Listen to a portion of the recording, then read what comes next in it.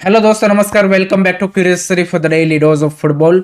तो सबसे पहले बात करते हैं इंडिया में फीफा वर्ल्ड कप के ब्रॉडकास्टर जी ने इंडियन फुटबॉल के लिए एक बड़ा अनाउंसमेंट किया है।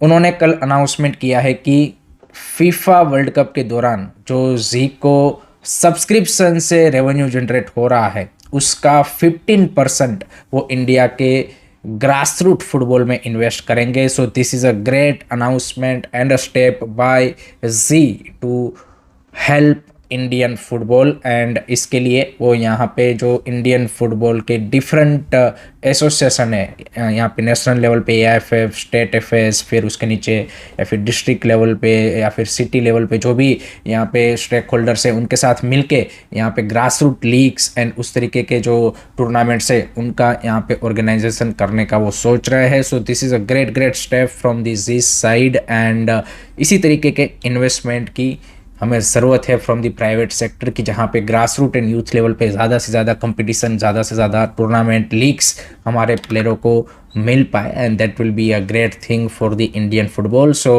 This is a great initiative by जी। आपको क्या लगता है इसके बारे में? आपके क्या थॉट्स है? कमेंट सेक्शन में ज़रूर बताइए। सेकंड बात करते हैं दोस्तों आईएसएल के ट्रांसफर्स के बारे में। तो उसमें अब मोहन बगान एंड ईस्ट बंगाल के अलावा बाकी क्लब्स भी धीरे धीरे अपने जो साइनिंग से वो डन कर रहे हैं। And north east United FC ने एक बड़ी साइनिंग कंप्लीट कर ली है इंडियन प्लेयर की, एंड वो है परमवीर सिंह। जी हाँ दोस्तों, young Indian centre back 18 year old, उनको उन्होंने पंजाब एफसी से साइन कर लिया है। एक दो और क्लब यहाँ पे उनको साइन करने की रेस में थे, जिसमें one of them was Mohan बगान, बट इवेंचुअली परमवीर सिंह ने नॉर्थ ईस्ट यूनाइटेड एफसी को ज्वाइन करने का डिसीजन लिया, which is good I think, क्योंकि वहाँ पे उसको गेम टाइम भी आई थिंक मे बी ज़्यादा मिल सकता है। So from that perspective it's a good decision. But the second part जो मैं आपको बताने जा रहा हूँ वो थोड़ा सा आई थिंक ओवरऑल लीग के पॉइंट ऑफ व्यू से काफ़ी ज़्यादा कंसर्निंग है।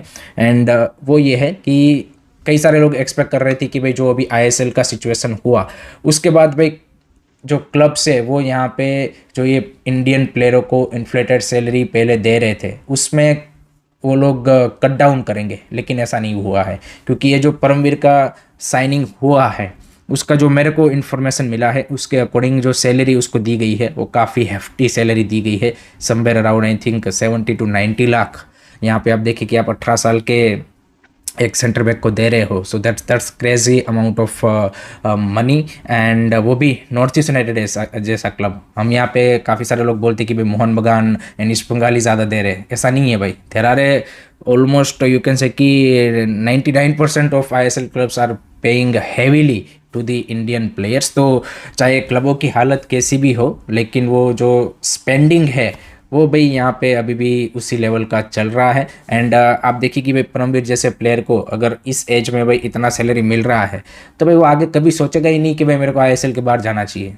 उसके बाद जो दूसरा ट्रांसफर डन हुआ है वो हुआ है राहुल भेके टू मोहन बगान सुपर जायंट। जी हाँ दोस्तों, इस ट्रांसफ़र से मे बी मोहन बगान के फैंस उतने ज़्यादा एक्साइटेड नहीं होंगे, क्योंकि एज वी ऑल नो कि एट द मोमेंट राहुल भेके को यहाँ पे लोग मानते हैं कि भाई वो अब वॉश आउट प्लेयर है। बट एक सीज़न के लिए एक एक्सपीरियंस इंडियन सेंटर बैक को यहाँ पे मोहन बगान ने डन किया है। सो यहाँ पे उनके पास मेहताब सिंह भी ऑलरेडी है। So I think that is the interesting move from the Mohan Bagan side. And let's see Mohan Bagan के लिए वो किस तरीके की परफॉर्मेंस दे पाते हैं। Previously Rahul भेके also represented the arc rival of Mohan बगान ईस्ट बंगाल। सो देखते हैं अब मोहन बगान के साथ उनका सीज़न कैसा रहता है।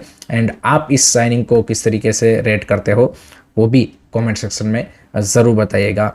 उसके अलावा दोस्तों मनोलो मार्केस जो पिछले 3 सीज़न से एफसी गोवा के साथ थे, उन्होंने अपना जो फेयरवेल मैसेज है वो कल सोशल मीडिया पे डाल दिया है। तो एफसी गोवा एंड मनोलो मार्केस का जो सफ़र है वो यहीं पे ख़त्म होता है। एंड ऑलरेडी जो एफसी गोवा के सीईओ है उन्होंने बोल दिया है कि हम नए कोच की तलाश में है। एक तो इंटरव्यूज़ भी हुए हैं, सो बहुत जल्द आपको विथ इन अ वीक नया जो एफसी गोवा का हेड कोच है उसका भी अनाउंसमेंट होता हुआ देखने को मिल जाएगा। दैन एक यहाँ पे रेन विलियम्स की रिगार्डिंग भी ट्रांसफर रूमर्स सोशल मीडिया पे चल रहा था कि भाई ईस्ट बंगाल उसके लिए एक बड़ा ऑफर देने वाला है। लेकिन जो रेन विलियम्स का बीएफसी के साथ कॉन्ट्रैक्ट है उसमें जब उसने इंडियन सिटीजनशिप के लिए अप्लाई किया तब एक क्लोज रखा गया था कि भाई अगर उनको इंडियन सिटीजनशिप मिल जाती है तो उसका कॉन्ट्रैक्ट ऑटोमेटिकली एक्सटेंड हो जाएगा। तो एट द मोमेंट बीएफसी के साथ ही वो है। अब देखते हैं कि आगे आउट ऑफ नोवेयर कुछ अगर हो जाए तो अलग सी बात है, बट आई थिंक जिस तरीके से बीएफसी के ओनर एंड क्लब ने मदद की है रेन विलियम्स की to get the Indian citizenship, I think he will continue at BFC at the moment, तो ऐसा ही लगता है। तो this are the some transfer news जो कि एट द मोमेंट हमें आईएसएल में देखने को मिले हैं। थर्ड बात करते हैं दोस्तों, इंडिया में स्पोर्ट पासपोर्ट की बात हो रही है, लेकिन बांग्लादेश जिस एग्रेसिवनेस के साथ भाई अपने ओरिजिन प्लेयरों को लाने में लगा है, वो भाई यहाँ पे बिल्कुल वेट नहीं कर रहा है। They are fully focusing on the thing कि भाई हमें ज़्यादा से ज़्यादा ओरिजिन प्लेयरों को लाना है एंड हमारी जो नेशनल टीम है, यूथ टीमें है, उनको मजबूत करना है। कल ही उन्होंने 40 मेंबर की अपनी जो अंडर 20 की प्रोबेबल स्क्वाड लिस्ट है वो अनाउंस की है for the upcoming AFC under 20 क्वालिफायर्स, and उसमें 4 से 5 आई थिंक उन्होंने जो ओरिजिन प्लेयर है जो कि यूके में खेलते हैं उनको कॉलअप दिया है। एडम अब्बास हो गए या फिर जिदान यूसुफ हो गए या फिर ईसान मलिक हो गए, तो 4-5 ऐसे उन्होंने ओरिजिन प्लेयरों को कॉलअप दिया है and they are going all out to can say कि qualify for the AFC under 20 Asian Cup. And इसके लिए उन्होंने एक नया फॉरेन हेड कोच अनाउंस किया है, 36 year old English coach Gerard Jones. तो उनके अंडर टीम का कैंप लगेगा एंड वो लोग फुल्ली प्रिपरेशन करने वाले हैं for the upcoming under 20 Asian Cup. Bangladesh by the way India के ग्रुप में ही है, तो Bangladesh, India, Syria and Uzbekistan ये है ग्रुप। तो आई थिंक काफ़ी इंटरेस्टिंग ये एशियन कप क्वालिफायर होने वाला है एंड हमारा चांस तो बहुत कम है क्योंकि हमारी कोई ऐसी प्रिपरेशन भी नहीं है, कोच भी हमारे महेश गावली है।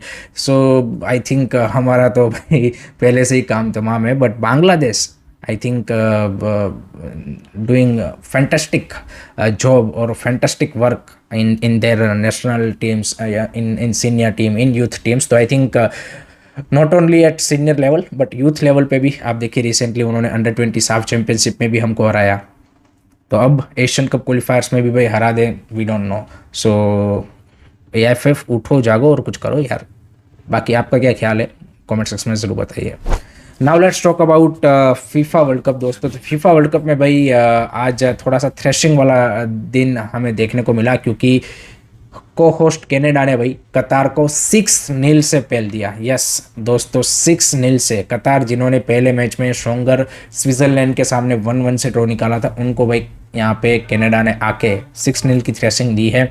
तो इसी के साथ कतार का जो नेक्स्ट राउंड में जाने का चांस है वो और ज़्यादा डिफ़िकल्ट बन चुका है and this was a great victory for Canada. 2 red card भी भाई यहाँ पे कतार की टीम ने खाए, तो उसके चलते भी उनके लिए भाई चीज़ें और ज़्यादा डिफ़िकल्ट हो गई थी इस मैच में। But this is the learning lesson they get from this kind of matches to be honest. And let's see Canada अपना जो लास्ट ग्रुप स्टेज का मैच है उसमें किस तरीके से परफॉर्म करता है। उसके अलावा यहाँ पे स्विट्ज़रलैंड ने भी भाई बोस्निया को थ्रेश कर दिया है with a 4-1 score line and उसमें भी बोस्निया ने भी रेड कार्ड खाए थे एंड वहाँ पे भी स्विट्ज़रलैंड का after drawing against Qatar this was a convincing win against Bosnia. तो Switzerland and Canada at the moment इस ग्रुप से ज़्यादा फेवरेबल लग रहे हैं to go into the next round. But Bosnia and Qatar का match अगर कोई भी जीतता है देन यहाँ पे चीज़ें इंटरेस्टिंग बन सकती है एंड यहाँ पे आपका कनाडा एंड स्विट्ज़रलैंड का मैच अगर ड्रॉ रहता है या फिर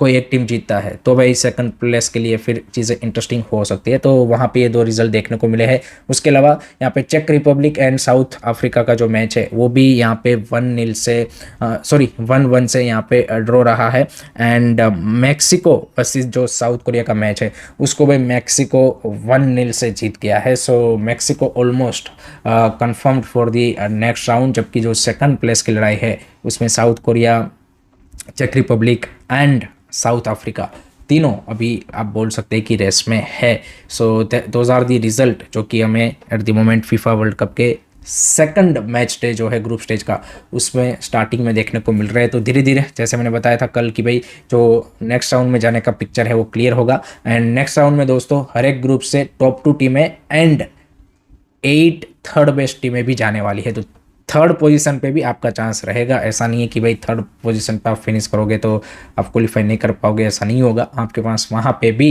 एक अपॉर्चुनिटी होगा। तो interesting results now coming in FIFA World cup. तो मज़ा आ रहा है। आपको कैसे लगे मैचेस, आपकी क्या ओपिनियन है, कमेंट सेक्शन में जरूर शेयर कीजिए। So that's it from my side guys regarding today's football news. I hope कि आपको पसंद आया होगा। Keep supporting this channel, don't forget to like, share and subscribe curious study. जय हिंद, जय भारत।